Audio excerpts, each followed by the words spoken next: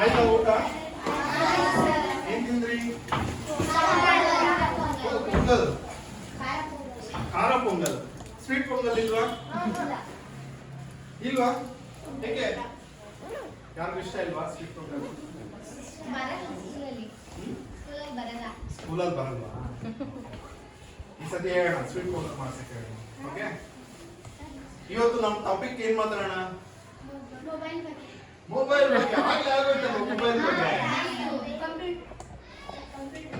Computer ಬಗ್ಗೆ. Computer ಬಗ್ಗೆ ಬೇಕಾ? ಬೇಡ.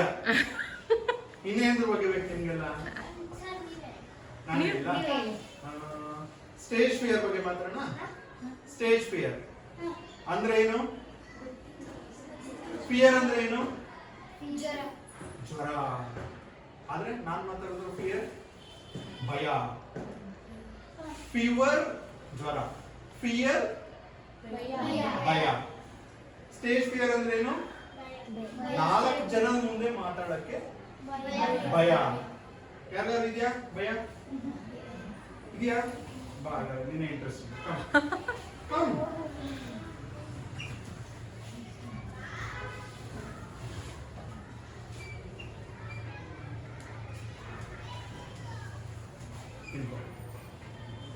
ನಿನ್ನ ಹೆಸರು, ಯಾವ ಕ್ಲಾಸು, ನಿನ್ಗೆ ಏನಂದ್ರೆ ಇಷ್ಟ, ಏನ್ ಮಾಡ್ಬೇಕಂತ ಇಷ್ಟ ಹೇಳಿ. ಕನ್ನಡದಲ್ಲಿ ಯಾವ ವಾಟ್ ಎವರ್ ಇಟ್.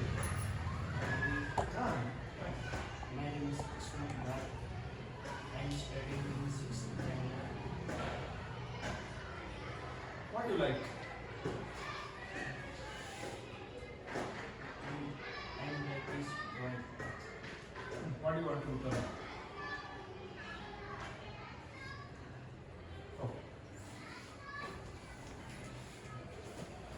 ಇವಾಗ ಕೃಷ್ಣ ಕುಮಾರ್ ಈಗ ಬಂದು ಒಂದು 30 ಸೆಕೆಂಡ್ ನಿಂತ್ಕೊಂಡಿದ್ನ, ಹೌದಲ್ವಾ?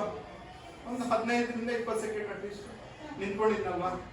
ಇವಾಗ ಹೇಳಿ, ಸ್ಟೇಜ್ ಫಿಯರ್ ಕೃಷ್ಣ ಕುಮಾರ್ ಅಲ್ಲಿ ಏನೇನು ಕಾಣಿಸ್ತು? ಲಕ್ಷಣಗಳೇನು? ಸ್ಟೇಜ್ ಫಿಯರ್ ನ ಲಕ್ಷಣಗಳೇನು? ಏನ್ ಕಾಣಿಸ್ತು ಕೃಷ್ಣ ಕುಮಾರ್ ಇಲ್ಲಿ ಬಂದು ನಿಂತ್ಕೊಂಡಾಗ? ಒಂದು ಭಯ. ನೆಕ್ಸ್ಟ್ ಭಯ ಅಂದ್ರೆ